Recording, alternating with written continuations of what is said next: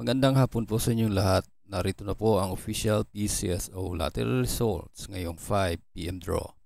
November 22, 2025, araw po na Sabado, para sa mga games na 3D Lotto at 2D Lotto.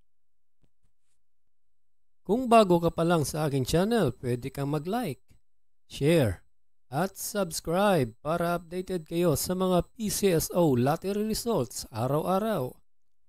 Para sa 2D Lotto ngayong 5 PM draw November 22, 2025, here are the winning numbers. 16 and 8 in exact order.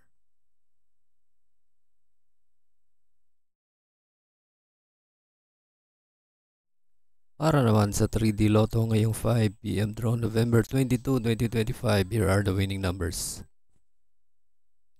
6, 3, and 2 in exact order.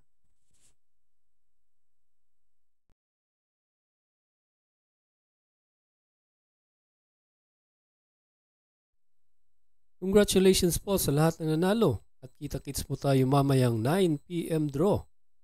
Thank you for watching. God bless us all.